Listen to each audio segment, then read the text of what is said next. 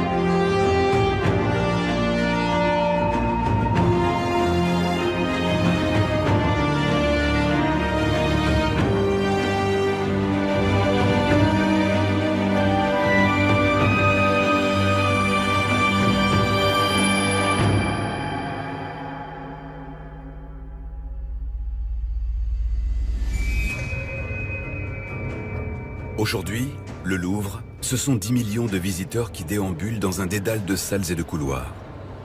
Au total, 14 km de parcours parfaitement étudiés pour contempler près de 40 000 œuvres. Le musée compte 22 escalators, 75 ascenseurs, 10 000 marches. Des chiffres qui donnent le tournis et des services tout aussi multiples. Des restaurants, des cafétérias, des vestiaires, les auditoriums, les salles pour les enfants, les équipements pour les aveugles. On a maintenant un bâtiment fonctionnel en cela que les foules sont reçues, sont canalisées, sont dispatchées. C'est devenu une machine muséale beaucoup plus efficace. Beaucoup plus efficace car le musée du Louvre revient de loin, très loin. Dans les années 60 jusque les années 70, le Louvre est plutôt un musée et un palais peu entretenu. C'est un bâtiment très long, très malcommode par sa forme et sans centralité. Donc on ne sait pas où entrer. En 1981, le musée est un immense L avec une surface d'exposition de 31 000 mètres carrés. Jack Lang, ministre de la Culture tout juste élu, propose de récupérer l'aile Richelieu, jusqu'alors affectée au ministère des Finances. Son idée, en faire le plus grand musée du monde. C'est l'esprit de la note que j'ai envoyée au président de la République, avec comme titre « Le Grand Louvre » ou « Pour un Grand Louvre ». Et je lui dis « Et si nous prenions cette décision ?» Du coup, le Louvre deviendrait le plus grand et le plus beau musée du monde. Io Ming-pei, le très renommé architecte sino-américain, est choisi pour réaliser ce projet qu'on appelle le Grand Louvre. Première étape, donner une entrée au musée. Cette entrée, c'est la pyramide. Métamorphose majeure dans cette aventure architecturale où rien ne doit être laissé au hasard. À commencer par sa position au centre du nouveau musée qui passe d'un plan en L en un immense U. Il était évident de placer l'entrée au centre du musée, au centre des trois ailes formant le U. Et l'entrée en sous-sol était aussi la meilleure idée pour que trois galeries souterraines rejoignent les trois ailes du musée. La profondeur du hall d'accueil sera finalement de 9 mètres, pour une surface de 2000 mètres carrés. Le challenge, c'est faire descendre les visiteurs dans un accueil largement dimensionné, mais qui ne soit pas un souterrain, comme un couloir de métro. Si cet espace était en sous-sol, il fallait trouver de la lumière. Donc mon père a eu l'idée de créer une verrière qui servirait d'entrée au musée. La contrainte est de taille. Respecter la vue d'un palais vieux de 8 siècles. Impossible alors de construire un bâtiment carré ou un dôme. Les architectes se tournent alors vers la forme la plus évidente, la pyramide. Mais tout l'enjeu réside désormais dans les dimensions. Les architectes multiplient les calculs. Hauteur, base et surtout l'inclinaison se révèle être un vrai casse-tête. À 45 degrés, la pyramide était trop plate. Et plus pointue, elle était trop abrupte. Et c'est à plus de 3000 km de là que l'architecte va puiser son inspiration. En Égypte, chez les pharaons, les plus grands bâtisseurs de tous les temps. Pei s'inspire de la pyramide la plus célèbre au monde, celle de Khéops, sur le plateau de Gizeh. Après de nombreuses recherches, on a réalisé que la pyramide du plateau de Gizeh était conçue dans des proportions mathématiquement idéales, proches du nombre d'or. Si Pei a conservé les proportions de la pyramide de Khéops, il réduit bien évidemment sa taille. La pyramide en verre du Louvre fera donc 21 mètres de hauteur sur un carré de 34 mètres de côté pour un angle de 51 degrés, exactement comme celui de la pyramide du pharaon. À partir de 1984, l'équipe de Pei dévoile ses maquettes aux spécialistes, aux politiques et au public. Le projet du Grand Louvre fait tout de suite débat. Personnellement, je n'approuve pas le mélange des genres. Ça, c'est moderne, mais c'est joli. On prend un petit Ça diamant n'avait posé pas sur besoin de ça ça terrible. pour la publicité du Louvre. Je la trouve très chouette. Atroce. La pyramide choque beaucoup. Pourquoi? Parce qu'elle est en verre. On dit qu'elle est d'une esthétique internationale. On dit qu'elle est d'une esthétique américaine. On dit que c'est un objet technique. Pour les gens, c'était le plus beau de tous les monuments. Si parfait qu'on devait surtout le laisser tel qu'il était. On ne pouvait pas toucher au Louvre. Et pourtant, depuis des siècles, les murs du Louvre n'ont cessé de bouger. Les fouilles engagées dans le cadre du projet de rénovation du musée allaient faire ressurgir du passé les fondations du premier château. C'était il y a 800 ans. D'imposantes tours et de longs murs de pierre. Nous voici 8 mètres sous la cour carrée, au pied de l'ancienne forteresse du Louvre. C'est au Moyen-Âge que débute cette aventure architecturale. Paris est une capitale, la capitale d'un royaume de France beaucoup plus petit que n'est la France d'aujourd'hui, une capitale sous la menace anglaise. Les Anglais ne sont qu'à 60 km de Paris. Aussi, Philippe Auguste, en 1190, avant de partir en croisade, décide de protéger sa capitale et donc construit une enceinte autour de la ville. Cette enceinte s'arrête au niveau de la Seine.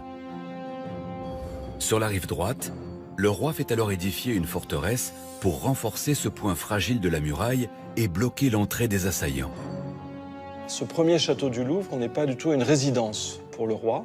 C'est vraiment une sorte de caserne, donc un dispositif exclusivement militaire. Ce premier carré, il est constitué de manière conventionnelle par un bastion fortifié qui fait en gros 75 mètres à 80 mètres de côté, avec au centre un donjon, un énorme donjon, 30 mètres de haut, 15 mètres de diamètre, donc une construction monumentale. Les pierres du Louvre sont acheminées par voie maritime depuis les carrières de Paris et de l'Oise. Le Louvre est fabriqué avec ce type de calcaire de très bonne qualité, très fin, bien résistant à l'eau, et c'est ça qui a servi à construire l'ensemble du Louvre. C'est un des facteurs d'unité du Louvre. Jusqu'au 19e siècle, les pierres du Louvre proviennent de ces mêmes carrières. Pendant plus de 600 ans, le château est bâti avec ce matériau noble, puisé dans le sol parisien. Et pour la forteresse, en plus de ces très belles pierres, le roi Philippe Auguste peut aussi compter sur le savoir-faire et l'efficacité de ses artisans. La construction de Philippe Auguste bénéficie de la logistique et de la main-d'œuvre foisonnante qui s'est développée autour de ces constructions extraordinaires des cathédrales. Il faudra une dizaine d'années pour construire ce château de plan carré. En 1202, c'est le premier morceau du puzzle du Grand Louvre que nous connaissons aujourd'hui. 2 siècles plus tard, face à l'expansion urbaine de Paris, un nouveau mur d'enceinte est construit pour protéger les nouveaux faubourgs. Le château du Louvre se trouve alors intramuros. Désormais, la ville entoure le château et le château n'a donc plus vraiment d'objectif défensif. En 1364, Charles V décide de transformer la caserne militaire en résidence royale. La métamorphose du château en résidence, elle se voit de l'extérieur, puisqu'on va surélever certaines parties du château. On va aussi ouvrir de grandes fenêtres à l'intérieur du mur qui jusqu'alors était fortifié. Charles V récupère cette place forte, qui est l'assurance et la garantie, voilà, je suis là, je suis le plus fort. Donc je remplace tout ça par une force d'une autre nature, qui est l'intelligence et la subtilité. Le roi Charles V, le roi sage, est un roi lettré qui va créer une bibliothèque richement aménagée de boiseries sur 3 niveaux où il y aura plus de 900 ouvrages. Au nord, un élément architectural fait sa grande apparition, le jardin. Avant, c'était un château fort, il n'y avait pas de jardin, il n'y avait aucune raison. Et on voit apparaître le couplage indissociable entre une résidence, un palais, résidence royale, et le jardin. Ça devient un binôme qui fait partie de la composition à la française. Malgré tout ce confort apporté au Louvre, cette résidence royale va être délaissée par les successeurs de Charles V. Il fuit Paris assiégé pendant la guerre de 100 ans. C'est dans le contexte apaisé de la Renaissance au XVIe siècle qu'une nouvelle page se tourne dans l'histoire du Louvre. 200 ans après les dernières transformations du château en résidence royale, Henri II veut concurrencer les grandes réalisations de ses rivaux en Europe. Le Louvre du Moyen-Âge paraît à cette date comme un château sans doute assez vieilli, dépassé par rapport à la modernité de la nouvelle architecture qui s'élabore et en Italie et en France. La grosse tour du Louvre est démolie. Puis c'est au tour de l'aile ouest. Elle est reconstruite à partir de 1546 sur les super fondations de la forteresse médiévale. L'aile Lescaut, du nom de son architecte, est l'un des plus beaux vestiges de cette époque. Elle se trouve dans la cour carrée du Louvre. Cette reconstruction, elle est d'abord marquée par un nouveau sens de la régularité. La géométrie va désormais définir l'ensemble de la façade, les fenêtres vont être uniformément réparties, la porte d'entrée va être au centre de la façade. On n'est plus dans des challenges maintenant de technologie comme pour l'architecture gothique. On sait construire, donc les enjeux sont où? Les enjeux sont dans le style, dans l'ornement, dans la décoration. De nombreuses sculptures ornent la façade, toutes à la gloire du souverain. Il y a aussi le recours à des formes nouvelles qui sont inspirées de l'Antiquité, donc des formes que l'on observe sur les monuments en Italie qu'on va réutiliser pour orner cette façade, en particulier les colonnes. À la demande du roi, Pierre Lescaut crée un demi-étage supplémentaire et un comble brisé. La partie haute du toit n'est plus pointue, mais elle est plane, avec une petite terrasse. Ce prototype, construit au Louvre, sera repris pour la construction de nombreux bâtiments dans la capitale. Le passage entre le Louvre médiéval et le Louvre Renaissance est radical. Les distributions intérieures, par exemple, vous avez une chose qui change radicalement, ce sont les escaliers. Les escaliers médiévaux sont tous des escaliers à vis. Ces escaliers, incroyable invention du Moyen-Âge, permettent de gagner de la place grâce à des marches étroites qui s'enroulent autour d'un axe. Mais à la Renaissance, l'escalier n'est plus un simple outil de circulation, c'est un lieu de prestige. À l'extrémité nord du bâtiment, Pierre Lescaut construit pour le Louvre un escalier très moderne, à rampe droite. Plus d'enroulement, mais un chemin direct d'un étage à l'autre. Le résultat est magistral. Les procédures formelles de la cour exigent d'avoir des distributions où on peut marcher à plusieurs de front et où on peut dramatiser l'apparition du roi, les descentes d'escalier, ça c'est pas les Folies Bergères, mais presque. Enfin voilà, on est déjà dans un discours de représentation. Depuis ses appartements, le roi emprunte cet escalier richement décoré pour descendre à son immense salle des fêtes de 450 mètres carrés. Une salle aujourd'hui consacrée aux chefs-d'œuvre de la sculpture antique. La salle des Cariatides va être une salle magnifique, avec une tribune pour les musiciens et donc un cadre idéal pour de nombreuses fêtes, pour de nombreux bals. La tribune des musiciens est soutenue par 4 cariatides. Ces femmes colonnes d'inspiration romaine sont sculptées pour la première fois au Louvre. L'œuvre de Pierre Lescot est immédiatement perçue comme une sorte de manifeste de l'architecture française et presque un horizon indépassable. Sous Henri II, seules l'aile ouest et sud seront reconstruites. Alors que le château poursuit sa lente transformation, un autre chantier, situé à l'ouest, va modifier la structure du Louvre. En 1559, Henri II meurt accidentellement lors d'un tournoi. Sa femme, Catherine de Médicis, reprend les rênes de la dynastie des Valois. Elle gouverne en lieu et place de ses enfants dans un contexte politique compliqué.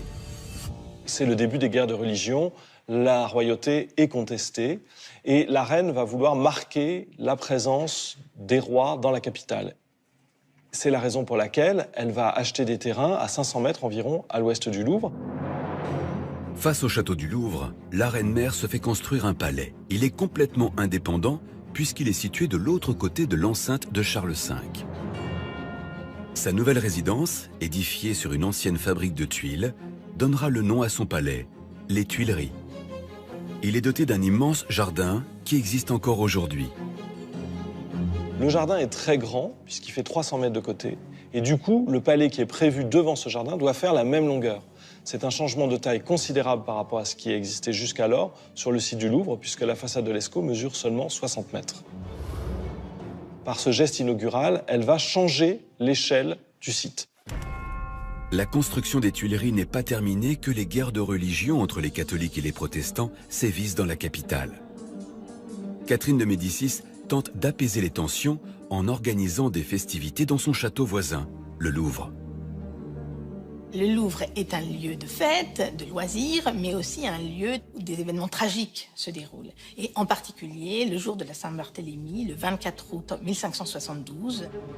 Tout le monde est réuni dans la salle des Cariatides pour célébrer le mariage de la fille catholique de Catherine de Médicis, Margot, et le protestant Henri de Navarre, le futur Henri IV. On dit parfois que ce mariage est une sorte de feu d'artifice dans une poudrière. C'est exactement ça. Les chefs catholiques vont décider d'éliminer les principaux membres du parti protestant.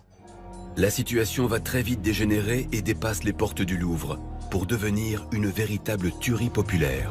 Plus de 2000 à 3000 protestants seront massacrés au sein de Paris et c'est le début d'ailleurs, le signal aussi d'un massacre qui va avoir lieu dans toute la France.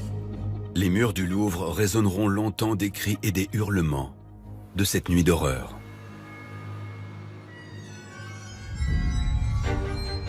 Lorsqu'Henri IV accède au trône en 1589, il se trouve face à une tâche immense, mettre fin à la guerre civile et asseoir la nouvelle dynastie des Bourbons dont il est le fondateur. C'est un souverain contesté parce qu'il a un lien de parenté très très lointain avec ses prédécesseurs, les Valois. Il doit aussi donc montrer sa présence dans la capitale et s'affirmer comme le digne successeur des rois valois qui étaient présents avant lui. 40 ans après les premiers travaux des Tuileries, le roi veut édifier le plus grand ensemble palatial d'Europe. Pour réaliser ce projet architectural, il faut quadrupler la cour carrée, achever le palais des Tuileries et réunir ce palais au Louvre. Le grand dessin d'Henri IV, représenté dans cette illustration d'époque, sera la référence de tous les souverains de France qui tenteront de relever le défi de cette incroyable construction. Il ne s'agit plus seulement de refaire le Louvre dans l'emprise du château du Moyen-Âge, il s'agit d'un aménagement de tout un site qui comprend un jardin, mais aussi un quartier entre le Louvre et les Tuileries, ce qui exige en fait l'acquisition de toutes les maisons qui s'y trouvent, et c'est un projet absolument pharaonique pour la monarchie. Le roi est moins fort qu'un État républicain. Il n'a pas le droit de virer les gens comme ça, manu militari. C'est absolument inimaginable. Alors il y a un soulèvement tout de suite de la population. Et donc le développement se fait vers le sud, parce qu'il y a la rivière, c'est libre aussi. La muraille le long de la Seine est démolie. Une construction colossale est lancée, la Grande Galerie. C'est le premier agrandissement du palais. La Grande Galerie qui relie donc les Tuileries, donc au fond le palais de la Reine au palais du Roi, est exceptionnelle par sa taille, sa longueur. On est sur pratiquement un demi-kilomètre de long. À cette échelle-là, ce n'était plus un bâtiment, mais un morceau de ville. Le chantier est colossal pour l'époque à l'échelle de Paris, parce que c'est encore une ville moyenâgeuse, dans son étroitesse des rues, la densité du bâti. D'un seul coup, on a en effet une dimension rectiligne, hors d'échelle par rapport au site. Des centaines d'ouvriers sont mobilisés à partir de 1595 pour construire cette galerie sur 2 niveaux, reliant le Louvre et les Tuileries. Cet immense chantier qui dure 13 ans bénéficie à toute la ville de Paris. Aujourd'hui, on ne se rend même plus compte. La Seine est bordée par des quais, donc tout ça est canalisé de manière extrêmement précise. À l'époque, ce n'est pas le cas du tout. Et donc, cette galerie du bord de l'eau, elle a aussi une fonction urbaine. Elle donne une propreté à la berge, une solidité, parce qu'il crée des infrastructures. C'est surtout ça, l'ouvrage. À l'étage de ce bâtiment long de 460 mètres, le roi peut désormais se promener en toute sécurité dans ce long couloir. Le rez-de-chaussée, lui, est réservé aux artistes. Des peintres, des sculpteurs, des médaillers, des orfèvres. 27 logements sont créés pour ces artistes. Un lieu de présentation des collections qui permet de présenter le pouvoir du roi, son goût, son rôle dans la société. Un petit musée avant l'heure pour Henri IV, dont certaines statues sont encore visibles aujourd'hui, comme cette Diane à la biche, ou encore ce David, vainqueur de Goliath. L'œuvre du roi s'interrompt brutalement quand, en 1610, il est assassiné par un fanatique dans la rue, à quelques mètres du Louvre. La mort d'Henri IV ne signe pas la fin de la réalisation du grand dessein. Au contraire, tous les souverains qui se succèdent auront pour obsession d'achever ce projet de vaste palais. Ça devient donc un véritable enjeu politique, la marque du succès, de l'efficacité du régime que de pouvoir achever le Louvre. Ce qui le rend aussi assez compliqué, c'est qu'au fur et à mesure qu'on reprend les travaux, il faut à la fois modifier et en même temps s'intégrer dans un système existant, ce qui est très compliqué pour les architectes. Terminer le projet colossal d'Henri IV est loin d'être facile. La surface de la cour du Louvre doit être multipliée par 4. Il faut donc agrandir le petit château. Mais là, problème, il n'est pas du tout prévu pour accueillir une si grande cour. Des obstacles qui n'effraient pas Louis XIII. En 1639, le roi commence par dédoubler la façade de l'aile Lescaut. Le nouveau côté ouest du carré mesure désormais 120 mètres.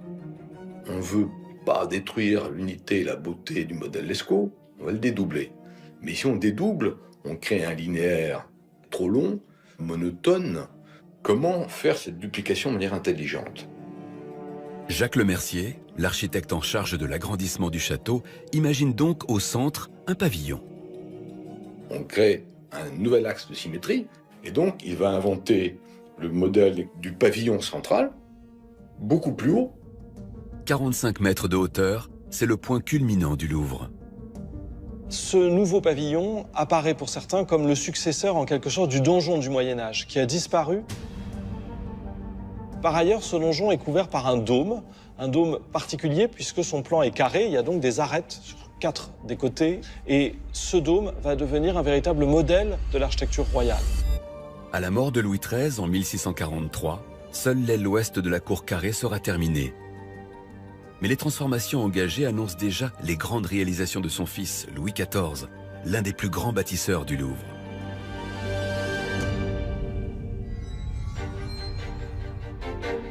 Louis XIV n'est encore qu'un enfant lorsque le royaume est secoué par des révoltes. Ce n'est qu'en 1652 que la régente Anne d'Autriche et son fils peuvent rentrer dans la capitale. Il s'installe au Louvre, qui apparaît comme un palais très fortifié, mais pas forcément très confortable. Les premiers travaux consistent donc à donner un peu plus d'aise au roi et aussi à sa mère. Dans la petite galerie au rez-de-chaussée, la reine se fait aménager un appartement composé de 6 pièces au décor somptueux. Quelques années plus tard, Louis XIV, alors âgé de 23 ans, se fait construire à l'étage une galerie destinée aux réceptions. Charles Lebrun, le premier peintre de Louis XIV, il doit décorer des milliers de mètres carrés de voûtes et du coup, il va réunir autour de lui une équipe de peintres spécialisés, de sculpteurs, pour faire ce grand décor. Et tout ce décor est associé au dieu du soleil, Apollon, qui glorifie la personne de Louis XIV. Pour nous, aujourd'hui, l'association entre le soleil et Louis XIV est tout à fait naturelle. Néanmoins, il faut bien comprendre qu'elle s'est élaborée au début du règne de Louis XIV, vraiment au moment où on a mis en place ce décor, essentiellement au Louvre. Les projets d'aménagement se poursuivent. À l'intérieur comme à l'extérieur, le palais ressemble de moins en moins au plan du Louvre médiéval. La surface de la petite cour carrée s'accroît considérablement et dépasse ainsi le périmètre de base des fondations de la forteresse. En 1665, 3 des 4 côtés du nouveau château entourent l'immense cour de 14 000 m². Reste à construire l'aile est, la plus importante car c'est l'entrée du palais. Aujourd'hui, vous rentrez au Louvre par l'ouest, c'est la pyramide, la cour Napoléon, mais du temps de Louis XIV, c'était la façade des cuisines, si vous voulez. La façade principale, c'était celle qui regardait Paris. Donc, il a voulu y développer la plus belle façade qu'on puisse imaginer pour le plus grand souverain d'Europe face à sa ville. Ce qui deviendra par la suite un chef-d'œuvre du classicisme français commence par déclencher une bataille d'architectes. Pour obtenir le meilleur projet, Colbert, le ministre des Arts de Louis XIV, lance une consultation auprès de nombreux architectes français, mais aussi étrangers. Dans un premier temps, il va sélectionner le plus célèbre artiste européen de l'époque, qui est le Bernin. Bernin fait plusieurs propositions. Il vient en France pour mettre en œuvre son projet. Il pose la première pierre, mais dès qu'il est parti, tout s'arrête. Tout s'arrête parce que ce projet ne paraît pas très convaincant. À Colbert, il ne le trouve pas assez adapté justement aux exigences françaises. Le projet retenu sera celui de la colonnade, conçu par un consortium d'architectes français composé de Charles Lebrun, Claude Perrault et Louis Levaux. Levaux, Perrault vont composer une façade classique extrêmement sobre, extrêmement élégante et particulièrement gigantesque, avec une colonnade qui réunit 2 étages. Et 2 étages au Palais du Louvre, c'est déjà très grand. Là, on est dans un acte vraiment de roi soleil. Ce grand front de près de 175 mètres de longueur est structuré par des colonnes corinthiennes de 13 mètres de hauteur. Les proportions sont absolument gigantesques. Et du coup, il faut avoir recours à une technique moderne, c'est-à-dire qu'on est face à ce qu'on pourrait appeler de la pierre armée, comme aujourd'hui on fait du béton armé. C'est-à-dire qu'on met du métal partout dans l'architecture. Chaque colonne de pierre est percée au préalable et la tige métallique d'un diamètre de 3 cm est insérée à l'intérieur. Une technique qui permet de tenir ces immenses fûts bien droits et stables des siècles durant et qui est encore utilisée aujourd'hui. Ce métal, il reste toujours dissimulé de façon à faire croire qu'on est vraiment dans une architecture qui suit les techniques antiques, alors qu'en réalité, c'est très moderne du point de vue de la construction. Malgré cette entrée monumentale, Louis XIV préfère s'établir à Versailles, laissant le Louvre en chantier. Certains murs restent sans plancher ni toiture. Au départ du roi en 1682, seules les Tuileries sont achevées. La question qui se pose alors, c'est que faire d'un palais royal lorsque le roi n'y vient plus? Le Louvre change radicalement de vocation et devient un temple de l'art. Les académies de peinture et de sculpture s'installent dans les appartements royaux et organisent des expositions. L'idée d'un musée germe progressivement sous l'Ancien Régime. Il deviendra réalité 100 ans plus tard, avec la Révolution française. 10 août 1792, des milliers de sans-culottes attaquent les Tuileries, siège du pouvoir royal et symbole de la monarchie absolue. Après cette journée sanglante, les révolutionnaires parviennent à reprendre le palais pour y gouverner. La Première République est née. Avec la Révolution, il y a une sorte de division qui se fait entre les 2 palais. Les Tuileries, ça redevient le siège du pouvoir. Au Louvre, en revanche, l'activité culturelle reste très importante. Une partie du palais du Louvre se transforme en musée. Le 10 août 1793, le Muséum central des Arts de la République est inauguré dans la Grande Galerie. Sous la monarchie, il était question d'exposer les œuvres pour que le public puisse les voir. Mais sous la Révolution, c'est une autre notion qui apparaît, c'est que ces œuvres sont la propriété du peuple. Et c'est une différence importante. Il y a 600 tableaux exposés dans des conditions assez sommaires, dans une galerie avec des murs peints en verre, avec un mauvais plancher, nous dit-on. Donc c'est le début du Louvre et en même temps, c'est un tout petit début. Un petit début comparé au raz-de-marée que connaît le musée un an après son ouverture. Des milliers d'œuvres affluent de toute l'Europe. Les pays conquis par les armées de la République sont dévalisés, les aristocrates et le clergé saisis de leurs plus belles collections. Le nouveau défi du Louvre, trouver des milliers de mètres carrés pour accueillir toutes ces peintures et sculptures. Il faut donc aménager de nouveaux espaces. Pour la sculpture en particulier, il est très délicat d'imaginer de la présenter dans les étages, puisque ça voudrait dire monter ces gros blocs, et puis il faut aussi que les planchers tiennent. Au rez-de-chaussée, les anciens appartements de la reine Anne d'Autriche subissent d'importants travaux. 675 mètres carrés entièrement repensés pour créer une seule et même salle de musée. Comme on voulait avoir un effet de galerie pour y mettre les antiques, donc on a supprimé les murs qu'on a fait porter sur des colonnes. Donc on avait un aspect semi-ouvert, tout en conservant les voûtes appuyées sur ces colonnes. Des colonnes à la place des murs, des espaces plus ouverts. Ces efforts pour aménager le musée ne suffisent pas à gérer cet afflux d'œuvres sans précédent en Europe. Il faudra attendre Napoléon Ier et ses brillants architectes pour voir les premiers grands travaux de transformation du palais en musée. La métamorphose doit être à la hauteur des nouvelles collections, c'est-à-dire spectaculaire.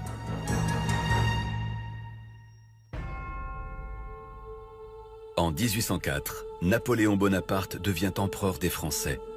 Il élit domicile au Palais des Tuileries dont on couronne l'allée d'honneur avec le grand arc de triomphe du Carrousel. Le nouveau souverain a l'ambition de terminer le grand dessein. Il veut réussir là où les rois ont échoué. Pour Napoléon, le Louvre et les Tuileries sont un enjeu très important. D'abord parce qu'il habite aux Tuileries, donc il a le Louvre en quelque sorte sous ses fenêtres. Et puis surtout, tout au long du XVIIIe, il y a une critique de la monarchie qui s'était développée justement sur l'inachèvement du Louvre. Les Tuileries et le Louvre sont reliés au sud par la Grande Galerie d'Henri IV. Il veut donc aussi connecter les deux palais au nord par une autre galerie. Mais l'empereur est confronté à une réalité. C'est la présence de quartiers autour du Louvre. Et en fait, il ne faut pas imaginer un Louvre comme aujourd'hui, très ouvert, avec un recul important, mais enchâssé dans une série d'hôtels, de maisons qui se pressent le long des façades. Et Napoléon, quand il arrive, décide vraiment de s'inscrire dans ce palais. Napoléon Ier engage alors d'importants travaux et détruit de nombreuses maisons pour pouvoir construire sa galerie nord. À partir de 1807, une première moitié de 200 mètres de long est édifiée. Dans la cour carrée, les travaux arrêtés sous Louis XIV sont achevés. Les murs sont enfin recouverts de toitures et les façades richement sculptées.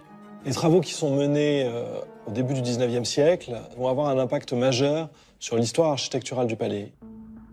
Les architectes de Napoléon, Percier et Fontaine, créent un nouveau style, le néoclassicisme, dont beaucoup de leurs successeurs vont s'inspirer. Percier et Fontaine mettent en place pour la première fois un décor très riche, à l'opposé de ce qui se faisait sous la Révolution, qui était très simple. Donc il y a de l'or, il y a du bronze, il y a du marbre, et également des matériaux comme la pierre. Des matériaux nobles, mais aussi d'importantes colonnes marquent le style de Percier et Fontaine. Le but est d'impressionner par la grandeur et la beauté des ouvrages. Et ce n'est pas un hasard si Napoléon Ier choisit de célébrer son second mariage dans la Grande Galerie, fraîchement rénovée par ses architectes. C'est un long cheminement du cortège nuptial qui traverse la Grande Galerie. On voit lors du mariage le lien étroit qu'il y a entre les collections, le musée et la vie de l'Empire et la vie de l'empereur. Le musée s'enrichit des conquêtes et l'empereur peut se mettre en scène dans ce décor artistique. À cette époque, la Joconde fait déjà partie des murs. Exposée dans la Grande Galerie, elle suit le cortège de près. Cette période de faste pour l'Empire et le musée ne va pas durer. En 1815, l'échec des armées de Napoléon entraîne la chute définitive de son régime. Les vainqueurs de toute l'Europe exigent la restitution immédiate des œuvres pillées. Sous la Restauration et le retour des rois dans la capitale, le Louvre poursuit sa métamorphose intérieure. Des salles de musée sont créées pour accueillir les nouvelles antiquités issues des dernières découvertes archéologiques en Grèce et en Égypte. Dans ces salles, on retrouve le grand goût de Percier-Fontaine. On passe d'une salle à l'autre par des grands arcs, comme des arcs de triomphe. Ces arcs, ils sont ornés par des pilastres en stuc qui imitent le marbre. Les rois qui se succèdent rivalisent d'imagination pour faire du Louvre un lieu toujours plus prestigieux, avec des œuvres toujours plus imposantes. Mais voilà 50 ans que le musée a été créé et il n'est déjà plus à la hauteur de ses collections. Dans la mouvance de la Seconde République, en 1848, l'architecte Félix Duban prend les choses en main. Félix Duban apporte un nouveau regard. Il considère d'abord le Louvre comme un monument historique qu'il faut restaurer scrupuleusement. C'est ce qu'il va faire à l'extérieur pour la galerie d'Apollon et aussi pour les façades de la Grande Galerie. À l'intérieur, il faut mettre en valeur les œuvres du musée. Dès qu'il fait un temps un peu couvert, on voit absolument plus rien du tout dans le Louvre. Les tableaux sont accrochés déjà à des hauteurs considérables. Aujourd'hui, on ne mettrait pas les pieds dans un musée comme celui qu'il y avait à l'époque.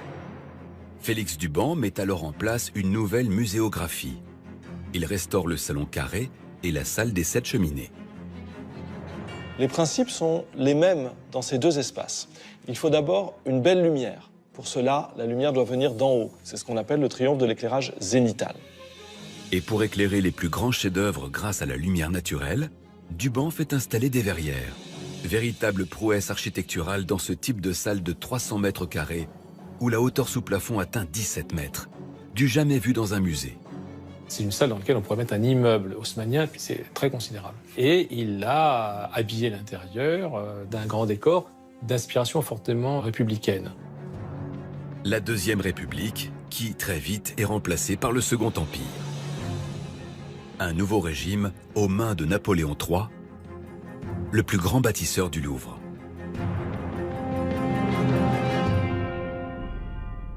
En 1852, Napoléon III, à la tête du Second Empire, veut terminer le grand dessein voulu par Henri IV il y a 250 ans.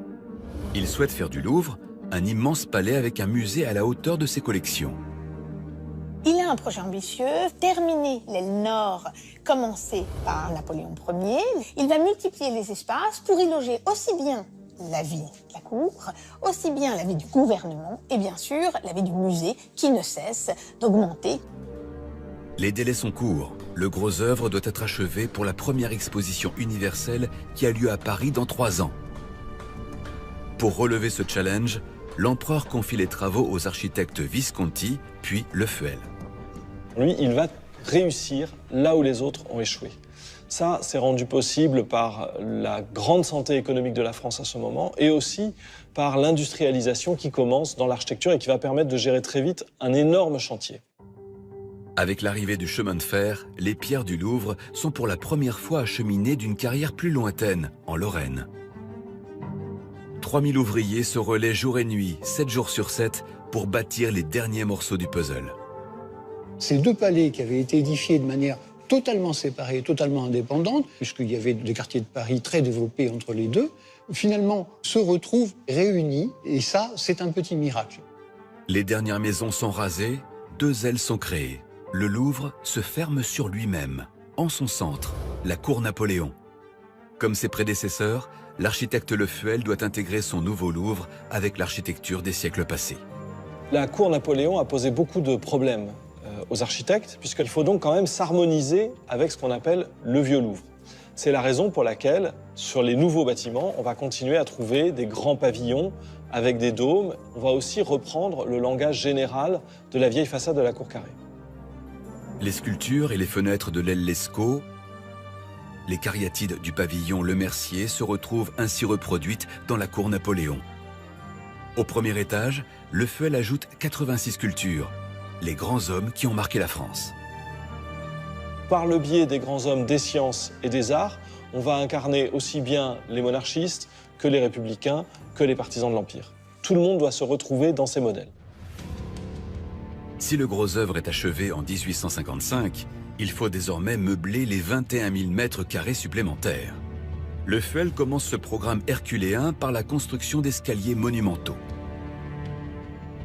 L'escalier Molien, l'escalier Daru, qui a été beaucoup modifié par la suite. Des escaliers qui sont des lieux de circulation, mais aussi des lieux de parade, avec un décor très original. Ces escaliers desservent aussi bien les somptueux salons de réception de son ministère d'État que les 132 salles du musée décorées et aménagées pour recevoir les plus grands chefs-d'œuvre. Le Fuel, on peut toujours discuter sa surcharge ou sa charge d'ailleurs décorative, mais il a toujours parfaitement maîtrisé l'échelle très grande du Louvre. Au Louvre, le premier étage fait 10 mètres de haut. C'est 8 fois une pièce d'un beau château ou d'un hôtel particulier parisien. C'est absolument gigantesque. En ajoutant les dernières pierres à l'édifice, Napoléon III a construit un vaste domaine palatial de 210 000 mètres carrés. Mais le destin du Louvre s'arrête brutalement. À peine achevé en 1871, un incendie volontaire détruit le palais des Tuileries, laissant le Louvre ouvert sur un immense jardin de 25 hectares. En 1925, le musée va connaître une petite révolution avec son nouveau directeur, Henri Verne. À son arrivée, il veut moderniser l'institution et surtout unifier l'espace. Jusqu'à présent, le musée du Louvre, c'était des musées du Louvre. D'ailleurs, c'est très intéressant, on parlait du musée égyptien, du musée assyrien, du musée de peinture.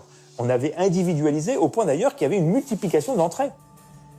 Henri Verne crée des passages souterrains pour que le public puisse se rendre d'une aile à une autre sans ressortir du musée. Un parcours plus fluide, avec aussi des collections mieux organisées par thématique et par ordre chronologique. Henri Verne, c'est aussi le moment où l'électricité est installée au sein du palais. C'est un souci de penser que les personnes qui travaillent dans la journée puissent venir aussi au Louvre et qu'ils puissent aussi s'y plaire et y apprendre. Si le plan Verne est interrompu pendant la Seconde Guerre mondiale, il restera à jamais gravé dans les mémoires. C'est véritablement donc le projet du Grand Louvre, lancé par François Mitterrand et Jacques Lang, qui cristallise un moment particulier. La volonté politique a rejoint une histoire qui était en préparation. Comme à chaque métamorphose depuis 8 siècles, le projet de rénovation du Grand Louvre promettait d'être un sacré challenge à relever pour redonner au musée une entrée et un bâtiment à la hauteur de ses collections. Le Louvre, un grand musée en devenir, bâti sur l'architecture complexe d'un domaine palatial construit sur 800 ans. Voilà ce dont hérite Yo Ming-pei dans les années 80, quand il propose de construire sa pyramide en plein milieu de la cour Napoléon. La pyramide du Louvre doit conserver une perception du palais du Louvre dans son ensemble, alors qu'il s'agit d'un ouvrage contemporain. Là, c'est un exercice assez délicat. Un nouveau combat attend l'architecte, celui de la technique. La pyramide doit totalement être transparente. Aucun ouvrage de ce type n'a jamais été construit. Tout reste à inventer, à commencer par le verre des 673 carreaux. Nous cherchions du verre comme celui que l'on fabrique pour les verres à vin ou celui des lunettes. Ça s'appelle du verre extra blanc. Mais il n'en existait pas assez, étant donné les quantités dont nous avions besoin. Cette transparence est un réel défi parce que le verre a naturellement une teinte légèrement verte. Une couleur produite par des oxydes de fer présents dans le sable, principal composant du verre. Mon père a dit « Nous ne pouvons pas avoir cette couleur verte. Je veux qu'aucune couleur ne dénature les façades du Louvre. » Pour satisfaire les rêves de grandeur et de beauté de l'architecte, la manufacture verrière Saint-Gobain diminue le taux d'oxyde de fer. Mais là, problème. Leurs fours traditionnels à gaz ne sont pas adaptés. La température qui atteint 1500 degrés Celsius est trop forte pour ce nouveau verre plus clair. Nous avons dû travailler sur notre procédé qui consistait à chauffer le verre par électricité, ce qui nous a permis de mieux contrôler les températures et la diffusion de la chaleur sur les parois du four. En avril 1986, après 1 an et demi de recherche, Saint-Gobain présente leur verre sorti tout droit de leur nouveau four électrique. L'échantillon grandeur nature, exposé dans la cour Napoléon à l'endroit même où sera construite la pyramide, fait son effet. La commande est validée. Un autre défi attend la manufacture, la production.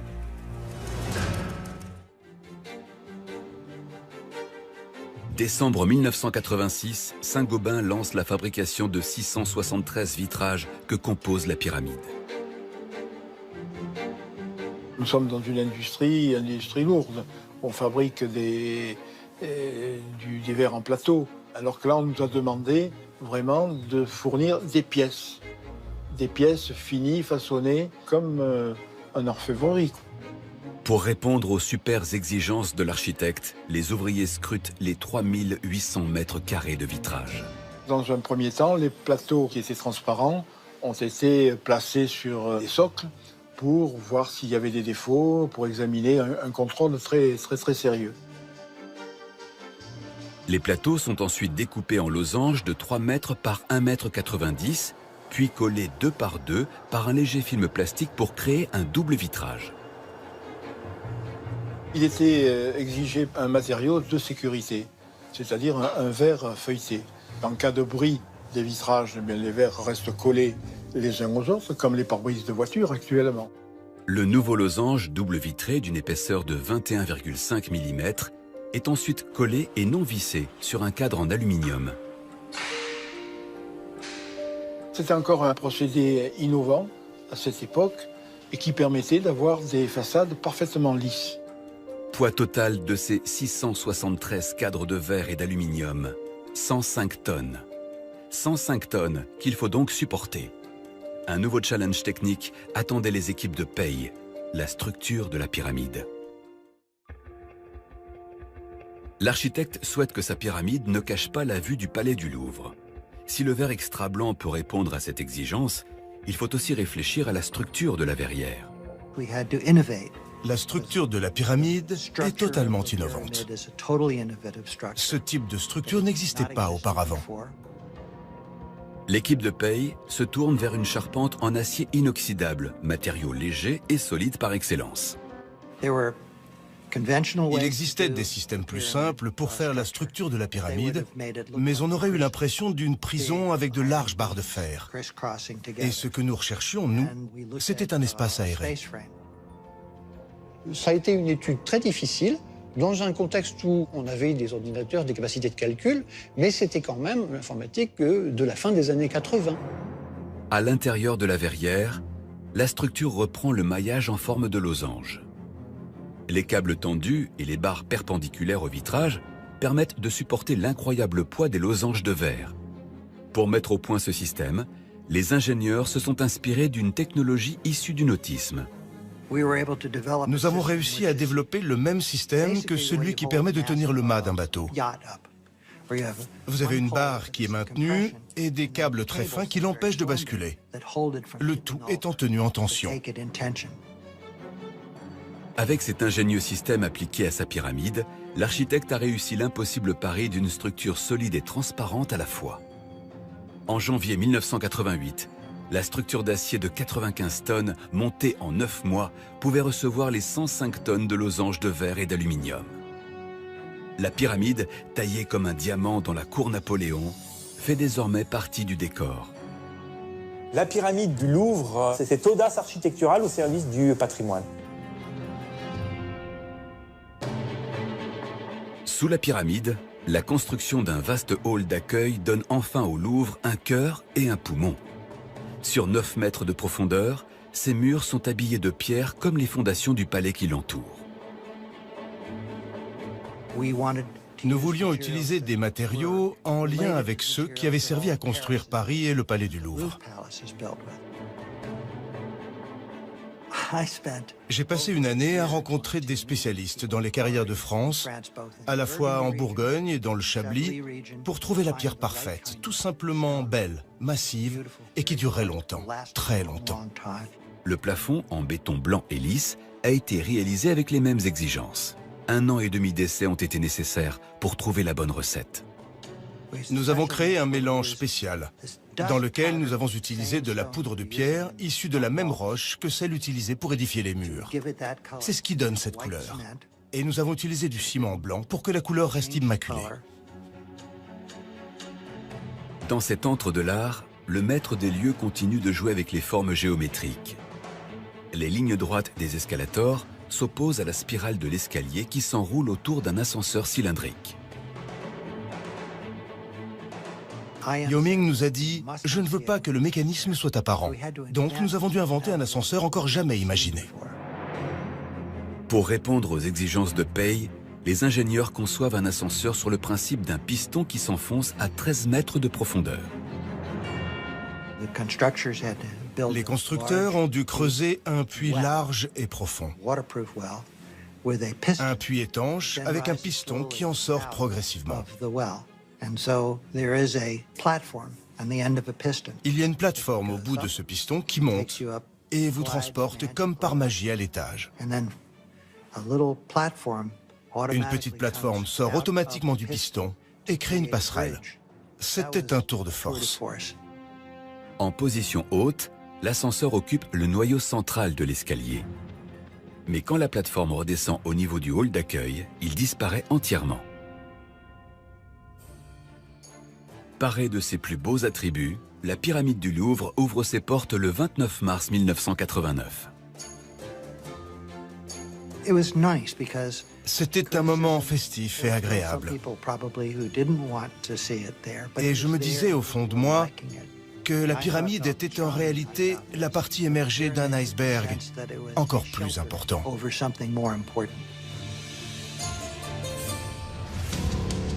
Si la pyramide de verre est devenue le symbole emblématique du Grand Louvre, la métamorphose du palais n'est pas terminée. Une transformation majeure attend les architectes, l'aménagement de l'aile Richelieu et ses 49 000 mètres carrés. Une surface dédiée jusqu'alors au ministère des Finances, mais pas du tout adaptée à un musée. C'est toujours été une administration, le Richelieu. Donc c'était des bureaux entresolés qui font 3 mètres de haut. Des salles de musée, il y a besoin d'une 6, 7, 8 mètres de hauteur. Le bâtiment passe alors de 7 niveaux à 4 grands étages. Le chantier est spectaculaire. C'est un chantier hors norme par sa taille d'abord. On avait vidé le bâtiment de l'aile Richelieu en gardant seulement les façades extérieures. Et c'était un seul volume et on avait cassé tous les planchers. Seuls les appartements de Napoléon III sont conservés. Tout est à reconstruire. Un aménagement sur mesure en fonction des œuvres que l'on veut y déployer. Dans cette cour de l'ex-ministère métamorphosée en salle des sculptures, des terrasses sur plusieurs niveaux sont créées. L'espace est couvert par une verrière qui apporte la lumière naturelle tout en protégeant les œuvres. Il fallait faire une charpente fine pour ne pas hacher la vue des sculptures par des ombres quand il y a du soleil. En ayant des câbles et des tubes relativement fins, l'ombre, elle est très légère, elle est floue, et donc ça n'abîme pas la vue des sculptures. Au total, 165 nouvelles salles ont ainsi été créées. Pour se rendre d'un étage à un autre, Pei impose comme ses prédécesseurs son escalier des temps modernes, l'escalator Richelieu. Pour éviter que ce soit trop comme les escalators des supermarchés, on les a donc mis entre 2 murs de pierre et créé un espace justement avec l'éclairage végétal pour amener la lumière naturelle. C'est un élément d'architecture, c'est pas uniquement un élément de déplacement. L'inauguration de l'aile Richelieu en 1993 ne marque pas la fin des travaux. Le Grand Louvre poursuit son extension sous le jardin du Carrousel avec la création d'un parking et d'une galerie commerciale. Pièce maîtresse de cet aménagement, la pyramide inversée. La pyramide, c'est une forme géométrique adaptée aux charges et à la pesanteur. Mais dans une pyramide inversée, ça ne porte pas sur le sol.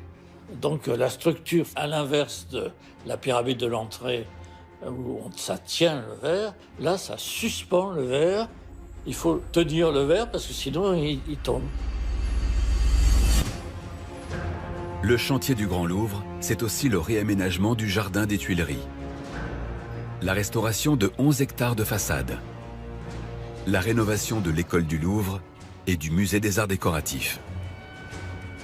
Deux institutions indépendantes du musée du Louvre, mais qui ont gardé elles aussi les traces de l'architecture du palais d'autrefois. Le Grand Louvre est une opération extraordinaire pendant une quinzaine d'années qui aurait pu être perçue, en tout cas, jeune architecte, je l'ai perçu à une époque comme un achèvement. Pas du tout. Le Grand Louvre a déjà des prolongements. Et sur les 360 000 mètres carrés de plancher que constitue le palais du Louvre, le musée a encore bien des recoins à rénover. En 2010, la cour Visconti, réservée aux écuries de Napoléon III, est réaménagée pour accueillir une nouvelle salle de musée, le pavillon des arts de l'islam. Elle est couverte d'une verrière ondulante, l'œuvre de Rudy Ricciotti. Le Louvre a reconduit, reproduit, prolongé cette audace. Voilà un autre bâtiment moderne dans un bâtiment ancien. Les façades de la cour, construites à différentes époques, ne s'élèvent pas au même niveau. L'architecte doit donc trouver une couverture adaptée à cette salle de musée.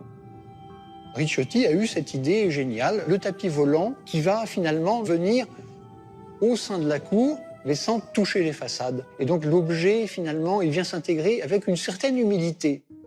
Le mouvement de ce voile de 1350 mètres carrés est calculé grâce aux nouveaux moyens informatiques.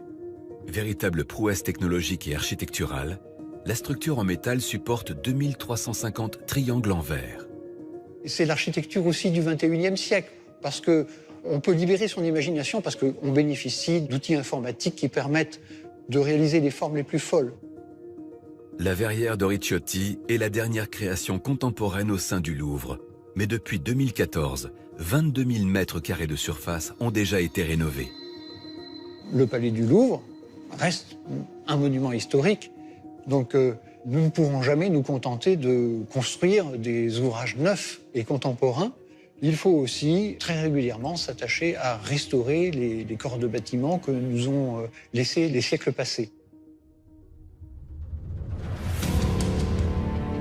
Le Louvre, un lieu de mémoire sans conteste. À travers ses murs, 800 ans d'histoire de France, mais aussi 800 ans d'histoire de l'art et de l'architecture. Depuis les infrastructures de la fortification originelle jusqu'à la pyramide de verre, on a la synthèse complète du savoir-faire technique et ornemental de l'architecture française. C'est un livre ouvert.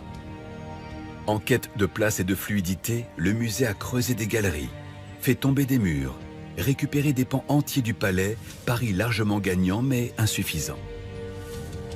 Le Louvre de Paye avait été créé pour 3,4 millions, 5 millions de visiteurs. On est rapidement monté à 10. Qu'est-ce que ce sera dans 15 ans? Ce sera peut-être 20, 25 millions de personnes. D'autres défis pour le Louvre du XXIe siècle et de nouvelles métamorphoses en perspective. Je pense que le Louvre poursuivra sa métamorphose. Ces métamorphoses ne s'arrêteront jamais. Quand certains souhaitent reconstruire le palais des Tuileries, d'autres rêvent d'un grand Louvre version XXL. Le Louvre n'a pas fini de nous raconter l'histoire de son livre de pierre.